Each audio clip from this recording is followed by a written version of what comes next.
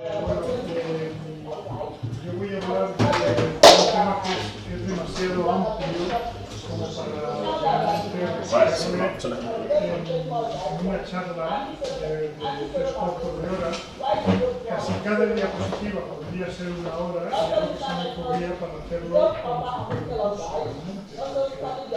realmente. Voy a tratar de ser general. Lo primero que os voy a pedir es que os imaginéis cómo era el mundo hace aproximadamente 4.000 millones de años. No, 4.000 ¿no os acordáis? Hace 4.000 millones de años aparece pues, la vida sobre la Tierra, no sabemos cómo era, pero desde luego tenía un componente de ácidos nucleicos y eso hacía que se empezase a poder multiplicar la vida de la Tierra. Son los ácidos nucleicos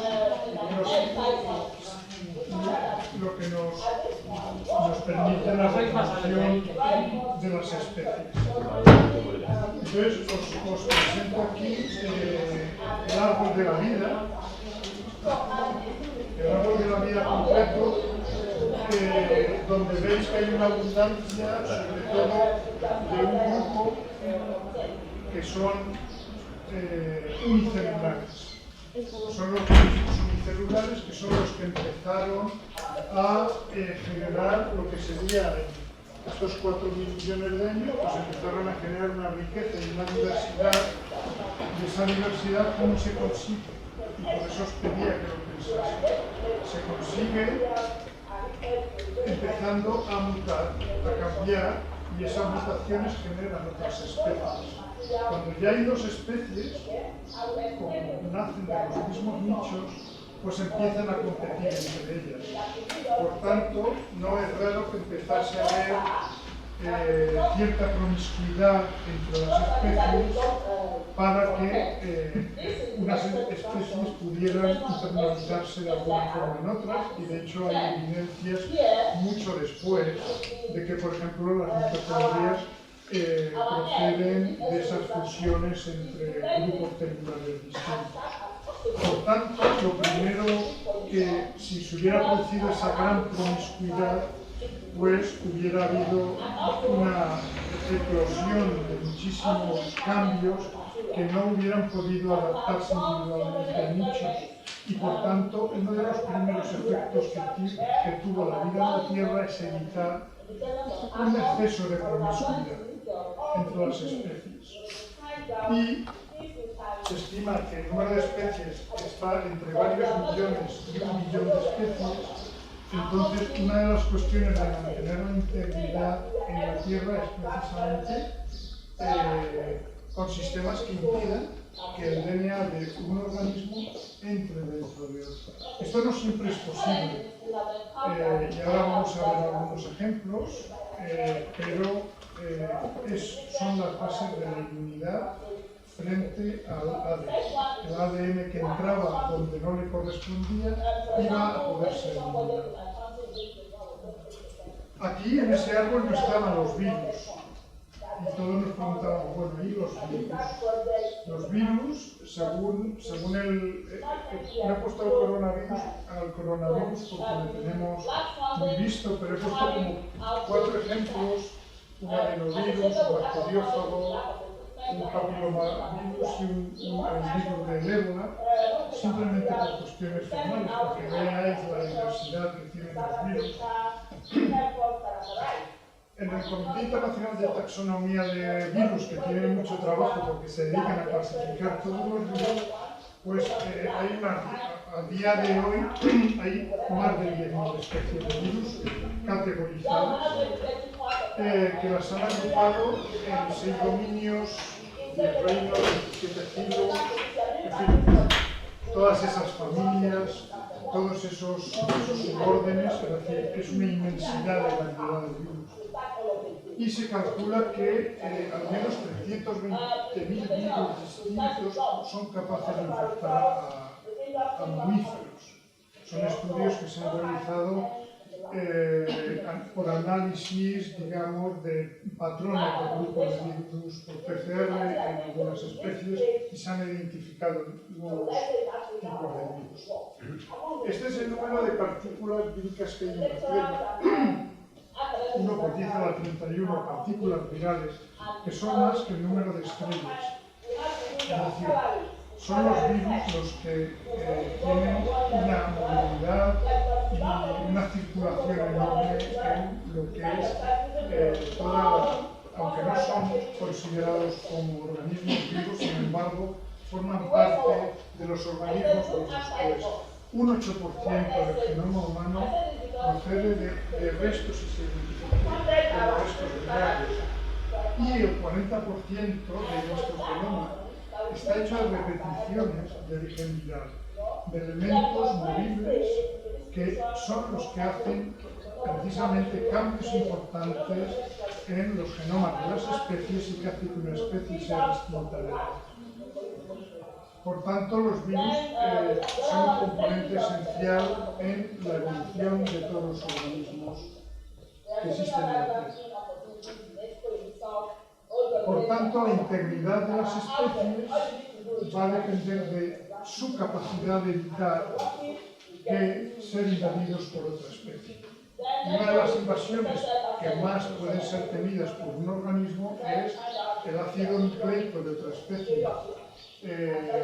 Aquí le he puesto una figura en doble hélice, que es como lo entendemos, donde se guarda la información genética, y aquí le he puesto el formato de cuando se está replicando, porque en algún momento os pediré esta replicación, como podéis entender, puede tener marcas epigenéticas que se desarrollaron muy tempranamente, que hace que las células hijas puedan ser ligeramente distintas. Estas particularidades de la diferencia que hay tanto en las secuencias de ADN, que son únicas para una especie, como en la capacidad de tener marcas diferentes en algunos nucleótidos, es lo que hace que suponga ese ADN pueda, en teoría, ser reconocido cuando aparece en muchos. Y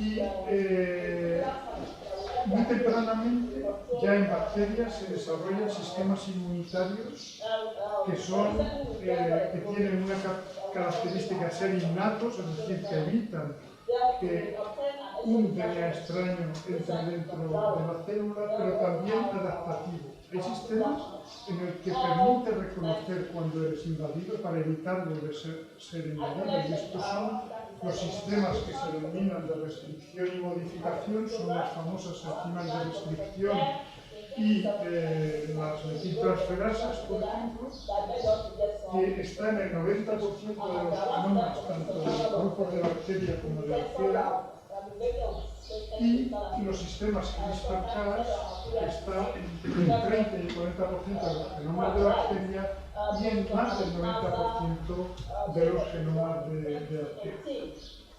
Entonces tenemos ya de forma muy temprana lo que son unos, aquí he puesto la diana de QR1, que es una de las primeras, no es la primera, pero es de las más conocidas, de las primeras que se descubren, las primeras 902. Y esto es un esquema del uso de ARN para guardar memoria de las especies que pueden invadir a una arquea o una bacteria. Entonces tenemos ya sistemas muy arcaicos que mantienen la integridad de las especies, precisamente evitando que un DNA foráneo entre en tus células. Este es el sistema de modificación y restricción, que hay de dos tipos, son los de tipo 1, 2 y 3, que son enzimas de restricción de un tipo de clases, que lo que hacen es que cuando, por ejemplo, entra un fago, entra el ADN de un fago dentro de una célula, de una bacteria, pues se le reconoce porque no tiene las modificaciones que ha puesto la metiltransferasa en tu propio ADN y por tanto con unas enzimas de restricción pues le puede eliminar. En el tipo 4 de los sistemas de restricción-modificación es más moderno en las bacterias porque, claro, los fagos empezaron a combatir ese efecto y empezaron y a veces escapaban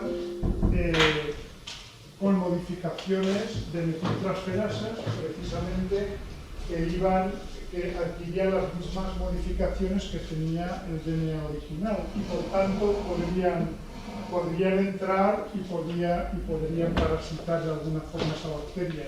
Entonces lo que hace en este caso es que no se modifica el ADN de aquellos que tienen este ecosistema de enzimas y son los fagos que están modificados con estas metiltransferasas los que son identificados por las enzimas de restricción. Esto se empezó a descubrir porque había fagos que eran capaces de parasitar unas especies bacterianas, de infectarlos, de lisarlos, mientras que no a otras estirpes semejantes. Y luego hay otra característica y es la metilación, y por eso decía las marcas que tiene el ADN. Las marcas de metilación son esenciales en el reconocimiento de los enzimas de restricción, porque necesitas o bien las dos marcas en las dos hebras antiparalelas, y por tanto los enzimas de restricción es la razón por la que son palíndromos también, porque puedes reconocer las dos cadenas en un sentido en el 5 por el 3', y el sistema CRISPR-Cas lo que hace es adquiere memoria. Y la memoria la adquiere, primero son dos procesos, uno que se llama de adaptación, en el cual reconoce cuando el DNA extraño mediante la captación con unos genes Cas, el 1 y el 2, capta el DNA extraño y lo inserta en lo que se llama un array de CRISPR, que está espaciado dependiendo entre las secuencias que va captando. Ese espaciado es lo que va a permitir al sistema CRISPR reconocer tu array de CRISPR del ADN extraño que te pueda entrar.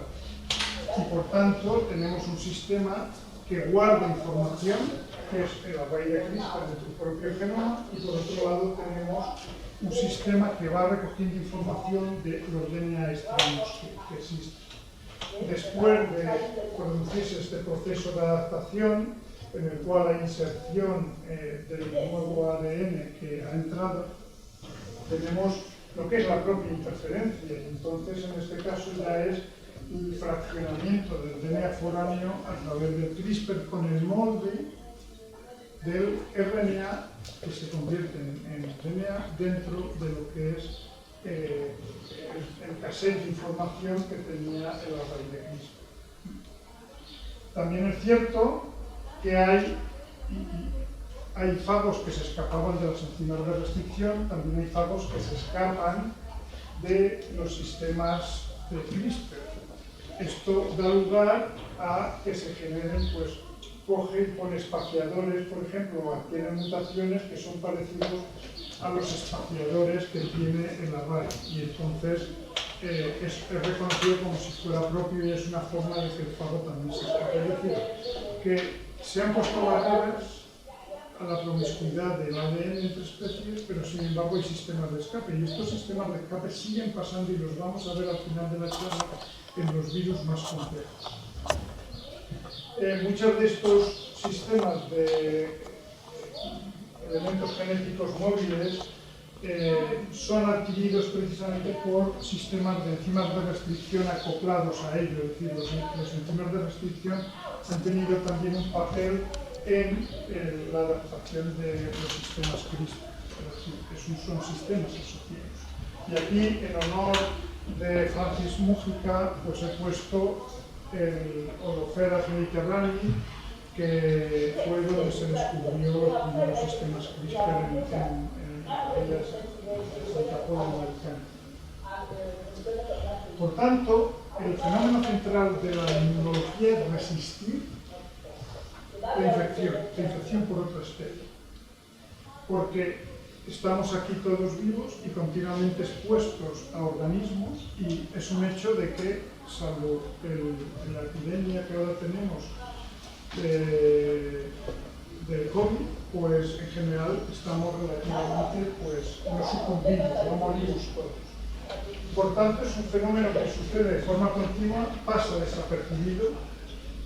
Eso sí, cuando falla la inmunología, y hay muchas enfermedades relacionadas con mutaciones en genes esenciales inmunológicos, tiene consecuencias importantes. La resistencia a las infecciones es esencial tanto para sobrevivir como individuo, como sobrevivir como especie. Y hay todo un grupo de genes, que vamos a ver algunos de ellos, que son los que resisten la infección, y es lo que podemos, se ha denominado en algunos casos el resistoma, que precisamente se activa ese resistoma cuando se produce el contacto en células eucariotas con un microorganismo. Pero no debemos olvidar que tenemos una gran variedad de microorganismos, como son desde los más complejos, los parásitos o los protozoos, algunos de ellos con ciclos de vida distintos a lo largo incluso dentro de los organismos vivos, a otra serie pues, más sencillas, y uno que está desprovisto de ADN, por ejemplo, el único son los priones.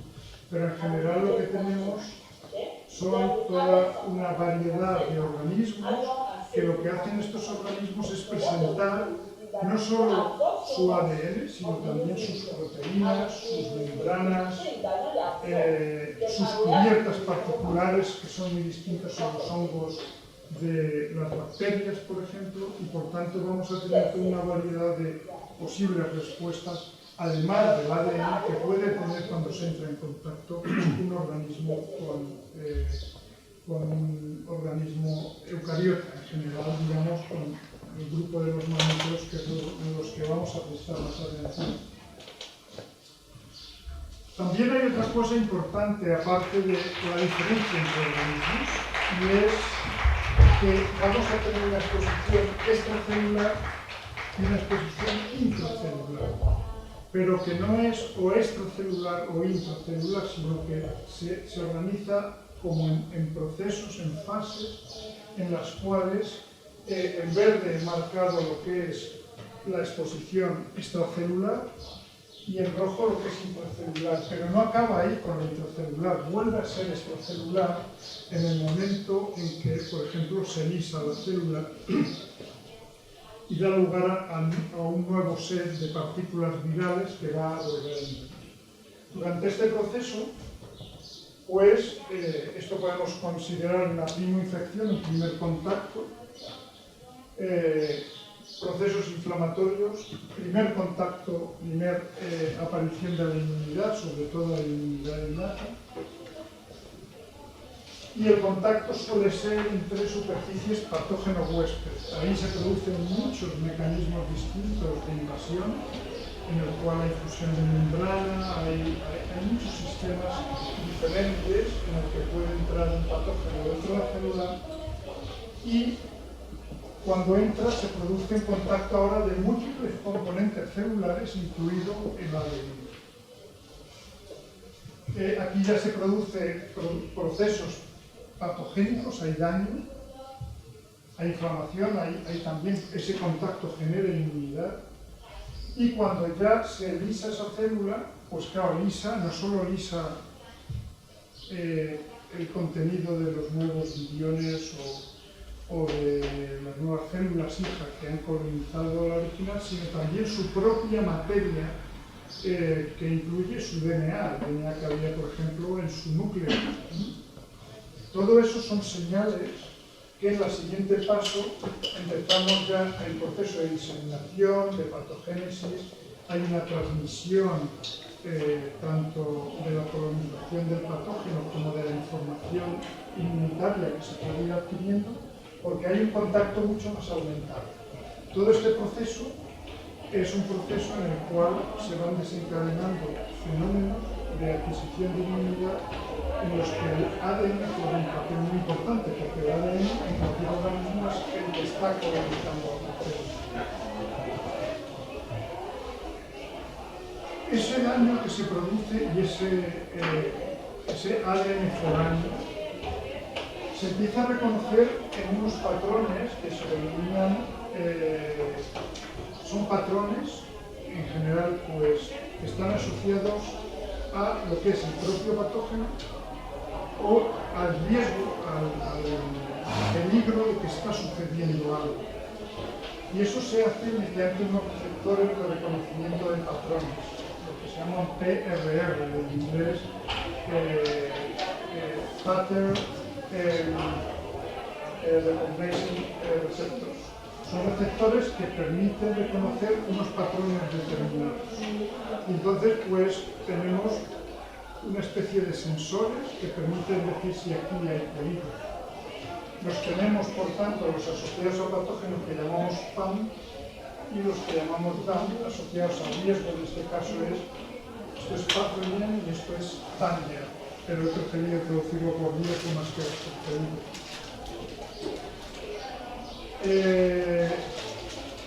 Por ejemplo, el ADN microbiano o el vírico es un PAM típico que puede ser detectado cuando entra dentro de una célula. Pero hay otro ADN, el que es endocitado bien por las células muertas, por el tejido, por incluso las mitocondrias, que tienen un sistema de rotura y de señalización del peligro, por el estrés oxidativo además, que actúan como un DAM intracelular. Y a partir de ahí es cuando empieza a desencadenarse estas respuestas inmunitarias innatas que pueden dar lugar además a otro tipo de respuestas de reconocimiento y de memoria. De los más ubicuos y conocidos, y también porque se han formado a partir de estructuras, como veis aquí hay colores distintos, porque dimerizando de diferente forma se forman lo que son diferentes los reconocimientos y los receptores, los TDR, que son conocidos también como Toll-like receptors. Hay toda una serie de ellos y se especializan en el reconocimiento de esos patrones. Tenemos muchos que están en superficie de la célula eucariota, que son ese primer contacto que os decía que tenemos, que es superficie con superficie. En esa superficie del patógeno con los eucariotas hay, por ejemplo, tenemos peptidoglicanos, tenemos lipoproteínas, tenemos flagelinas, tenemos diferentes tipos de cubiertas en las otras células y son reconocidos de una forma temprana. Luego tenemos otros que están asociados a membranas internas de la célula, donde se produce la endocitosis sobre todo, y son, pues, claro, los que van a reconocer estructuras de ácidos nucleicos, en general RNA o DNA. Y porque son, cuando se libera el DNA, se libera dentro de la célula, más frecuentemente es cuando se invaden. Por tanto, son este otro grupo de TLR3, TLR7, el 8 y el 9. Y luego además tenemos los NOD, que son de dos familias, los 1 y los 2, que lo que hacen es que recogen también restos, por ejemplo, de bacterias que en la endocitosis muchas veces entran también restos de la bacteria del virus, que puede ser un peptidoglicano, y que lo que hacen es que también son sensores de reconocimiento de esos patrones, porque son anómalos, porque todos ellos unen cosas anómalas para la célula, no cosas propias, sino anómalas, y están esperando a ver qué sucede. Son sensores que estudian cómo está la situación exterior.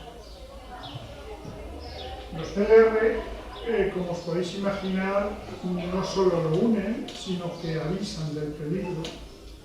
Y eso lo hacen, es relativamente complejo, pero bueno, aquí tenemos otra vez los TLRs que están en la superficie, digamos, de la célula eucariota. Tenemos también los que están, por ejemplo, en el interior, en el citoplasma, reconociendo si se libera ADN allí. Y todos ellos, a través de dos proteínas que son la TRIF y la MYC88, básicamente que tienen diferentes estructuras asociadas a lo que es la TLR, pues señalizan, no voy a entrar en detalle, pero señalizan hasta producir todos estos en amarillo, son factores de transcripción. Algunos muy genéricos, como NF-kappa B, que es como un factor de transcripción muy global, muy amplio, y otros pues, que son a lo mejor más específicos para un tipo de moléculas que son muy frecuentemente producidas, por ejemplo, por los virus, que son el interferón. Ahora hablaremos del interferón, pero son factores de transcripción que facilitan la transcripción de genes del interferón. Entonces ya vemos, como tenemos los sensores, tenemos la identificación de unos patrones extraños y tenemos una información que llega al núcleo para producir un set de genes que son inducidos precisamente por estas señales. Entonces, estos sensores, he hablado del TLR9, por ejemplo, que es más importante en el tema que estamos tocando porque se reconoce ADN de doble cadena, todo el ADN que llega a lo que es el citoplasma celular, pero esta lista no es todo, es decir, me he parado buscando otros sensores de reconocimiento de ADN, he empezado a recoger. Es un campo muy nuevo, es un campo que está en expansión, que hay muchas cosas que todavía no se saben los mecanismos, pero bueno, me han gustado todos, son muy originales. Tenemos, por ejemplo, este de los más conocidos, el de CEGAS-STIN, que son una sintasa de CGNP, un estimulador de genes de interferón que se unen para crear un sistema. Y otro que es muy interesante también, que yo creo que está muy poco explorado, el de la RNA polimerasa 3, que cuando se encuentra un tipo de ADN, es una RNA polimerasa. Cuando se encuentra un tipo de ARN específico, por ejemplo, muy rico en MAST, pues lo que hace es que produce una ARN tipo prima con nucleótido, con trifosforilado, perdón, que lo que hace es inducir el interferón beta de la familia beta a través de una cascada de. Entonces tenemos toda una serie de intervinientes en reconocimiento, de explorar en la célula eucariota qué está pasando. Vamos a intentar mantener la integridad de la especie mediante todos estos sistemas. Este es el ejemplo de la respuesta inmunitaria sensible a ADN a través de CEGAS, que lo que permite es que el ADN, cuando se une a la proteína CEGAS, es precisamente una sintasa de GNP cíclico, pues cataliza esa conversión de GNP cíclico, interviene en oligomerizar la proteína STIN, que a través de unas vesículas y de unos cambios lo que va a hacer es inducir un factor de transcripción, el IRF3, y también a través de un mecanismo indirecto, el NF-kappa B, que van a facilitar la producción de lo que es interferón.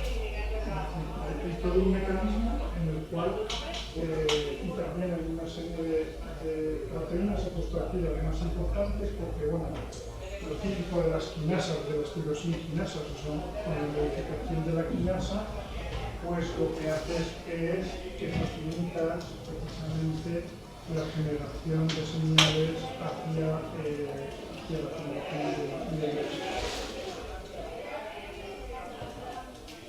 interferón. No hay solo uno, son 20 hermanos los interferones, y es muy típico en las enfermedades virales tener mucha expresión de interferón, pero he querido poner, bueno, lo que son el tipo 3, el tipo 1, y el tipo 2 solo es el interferón gamma. Por eso en esta diapositiva se le da menos importancia. Tenemos receptores específicos de ellos que, asociados a un tipo de señalización intracelular, lo que van a desencadenar es también tener sets de genes estimulados por interferón. Es decir, el interferón tiene receptores, o sea, hemos visto cómo detectamos en los ácidos nucleicos, cómo señalizamos para producir interferón, y ahora vemos cómo el interferón, a aquellas células que tienen receptores de interferón, que son las inmunitarias, les manda una señal para que desarrollen su potencial expresando sets de genes estimulados por interferón, que son las que en principio van a movilizarse para actuar frente a ese infecto. Pero claro, esto me gustó mucho cuando vi este artículo. Es muy interesante porque vemos que tenemos 20 tipos de interferones. No todas las infecciones virales cursan con el mismo tipo de señalización, es decir, pueden predominar, pues, dependiendo de la exposición que tengan el DNA, algunas cascadas o otras de las que he puesto, y algunas he simplificado. Pero imaginaros, esto es la cantidad de inducción de genes inducibles por interferón. ¿Cuántos podemos? Pues podemos tener muy poquito, por lo largo del tiempo. Además, la cinética puede ser esta, y tenemos varias magnitudes de expresión. Al mismo tiempo, podemos tener la expresión en diferentes momentos, porque cada infección no cursa con las mismas velocidades dependiendo de los tipos celulares. Por tanto, hay señales que aparecen tempranamente, pero otras pueden aparecer más tarde. Por tanto, lo que quiero poner con esto es que los sets de genes inducibles por interferón, y además pensar que esto es para cada tipo de interferón, es muy variable, y por tanto las respuestas que tenemos, por ejemplo, esto sería un output de un grupo de señales, pues podemos tener este set de genes altamente expresado y este también, pero estos pues de forma media o más baja. ¿Cómo interviene este grupo de sets para proteger de la infección en particular de un virus? Pues a lo mejor es muy importante y tenemos muy poca expresión. Cuando sucede este otro grupo, pues a lo mejor nos cambia mucho este set de genes comparado con este, que antes ya teníamos medio, y sin embargo nos aumenta mucho alguno que protege mucho más. Por tanto, digamos que todas las variedades de infección que tenemos van a estar condicionadas en los virus, que lo que más señalizan precisamente es su ADN, es la gran variedad que podemos tener de respuestas antivirales específicas. Esto os da una idea también de que intervienen factores que pueden tener que ver con la genética humana, si estamos hablando de infecciones humanas.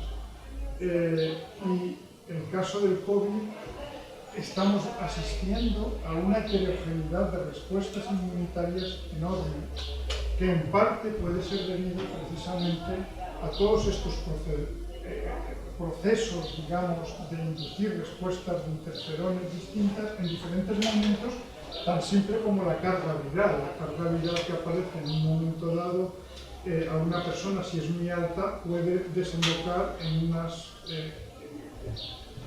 cargas de interferón mucho más altas que desencadenan set de genes que incluso pueden ser perjudiciales por una tormenta de citoquinas, como pasaba en los casos más graves. Pero esto se complica porque los virus, claro, era lo que veíamos en aquellos fagos que empezaban tímidamente a parasitar a infectar las bacterias. Intentaban escaparse. Los fagos, pues a ver si con esta metiltransferasa que está por aquí se metila mi DNA y paso inadvertido con esta máscara. Pues, bueno, aquí están las iniciales de muchos virus en lo que es antagonismos específicos de los virus en la inducción de interferón antes y después. Es decir, antes de inducir el interferón y una vez que el interferón llega a señalizar. Los virus han desarrollado sistemas, por ejemplo, el virus del ébola, pues inhibe algunos de los receptores de reconocimiento de patrones. O el del sarampión, pues lo que hace es bombear interferón hacia afuera, facilita echarlo hacia afuera. O el virus de la hepatitis C no permite que el C-gas se una a su DNA. Es decir, han desarrollado proteínas, sistemas, secuencias que lo que hacen es enmascararse para que ese interferón sea más eficiente. ¿Cómo lo hacen? Simplemente mutación al azar, que lo que genera es variantes que son seleccionadas por la evolución y pueden crecer en un determinado tipo celular. Por tanto, la respuesta celular inmunitaria se complica no solo por la gran variedad de interferón, por la variedad genética del huésped, sino también por la capacidad que tiene el virus de ir cercenando algunas partes de las cascadas de señalización que tienen la expresión o la función propia del interferón. Cambia el tipismo por la célula, cambia muchas cosas.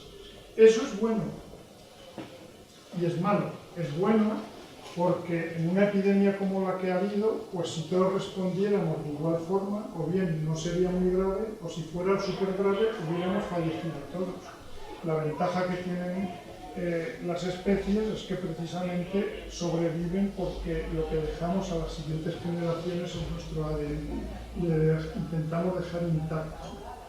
Todos estos sistemas, el virus, digamos, entre comillas, pues su función también es transmitir su ADN. Entonces, en esa lucha es donde hay respuestas inmunitarias muy específicas frente a ellas. En resumen, también para resumir todo esto, hay aquí una selección de los mecanismos de defensa mediadas por cómo se detecta el ADN o el ARN. Entonces, tenemos, por ejemplo, esta es una célula infectada, el interferón alfa-beta va a dar señalizar y va a proteger, a crear un estado de protección en una célula, que puede estar influenciado además por otros tipos de las células del sistema inmunitario, como son los macrófagos, las células, las NK, las natural killers o cualquier otro tipo de células, ¿no? Tenemos también la activación de la memoria inmunitaria a través de los linfocitos T. Tenemos la protección mediante el complemento y anticuerpos antivirales neutralizantes. Es decir, que toda esta señalización puede ser en unas infecciones virales más marcadas de un tipo o más marcadas de otro. Todo depende de esa señalización diferencial que tiene el virus de cara a, al final, llegar a un estatus de respuesta celular inmunitaria específica de ese virus, que puede ser más o menos eficiente si desencadena todas estas defensas. Hay el interferón gamma, por ejemplo, puede activar los macrófagos, que a su vez desencadena toda una serie de señales de intervención. Llegamos a lo que sería ¿qué tiene que ver esto con las vacunas de ADN? Las vacunas de ADN lo que pretenden es codificar un antígeno en un plásmido y que sea presentado a las moléculas del complemento mayor de histocompatibilidad, de forma que se presente y tengamos ahí un antígeno. Primero ese ADN tiene que entrar en una célula, tiene que expresarse, tiene que llevarse y ser reconocido como extraño, pero hay factores que intervienen en la eficiencia del sistema. Uno de ellos es la propia construcción genética. La construcción genética, no voy a entrar en detalles, hay muchísimas muy ingeniosas con la idea de que entren rápidamente en la célula y que algunas incluso lo expresen fuera de la célula para ser reconocido ese antígeno. Los métodos de administración también son muy importantes. Tú tienes que generar un sistema que juega un papel muy importante en los inmunovectores, en cómo se va a captar, ese ADN. Hay sistemas incluso de electroporación que se están inventando para poder aplicarlos a las personas. Y luego hay otro aspecto muy importante que son los activantes inmunitarios.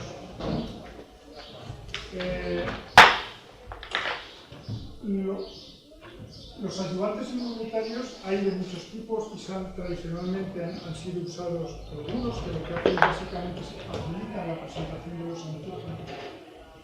Pero he querido dar importancia a lo que serían agonistas de los ligandos de los TLRs, porque claro, si nosotros estimulamos los TLRs en la vacuna con algo más de lo que lleva propiamente la vacuna, es decir, con ese antígeno, sino algo más que dé señalización a grupos celulares distintos, pues vamos a poder hacer ficticia una infección que no es. Es decir, metemos el antígeno que queremos que se genere anticuerpos, pero al mismo tiempo le decimos, esto procede, por ejemplo, de una bacteria, a lo mejor es viral, pero lo que hacemos es desencadenar toda una serie de respuestas celulares, precisamente porque estamos señalizando algo. Hay un caso que es muy interesante, que es el del que se denomina el TPG 1018, que no es otra cosa que un TPG oligonucleótido sintético, que lo que hace es señalizar no solo a un tipo celular, a las células dendriticatodermocitoides, sino además a los linfocitos B. Ello, unido también al estímulo que hace el propio DNA, pues lo que genera es un tipo de respuesta muy completa que incluye la memoria, incluye los anticuerpos neutralizantes, incluye las natural killer cells, y eso se facilita precisamente porque está de alguna forma dando una señal adicional a los TLR de estas células que precisamente, por así decirlo, son engañadas pensando que la infección viene de aquí. Esta diapositiva y la otra he puesto algunos retos que creo que van a ser las nuevas generaciones de vacunas que podrán resolver nuevas ideas. Uno es tratar de codificar en detalle todo lo que son las señales de interferones en vacunas y en infección viral. Creo que es muy importante diseccionar esos 20 interferones y los momentos en que se producen para saber cómo se puede responder. Buscar también agonistas de las vías de C-gas-STIN como coadyuvantes de vacunas. Esto todavía no se ha hecho, pero también es algo que sugiere la literatura que debe hacerse.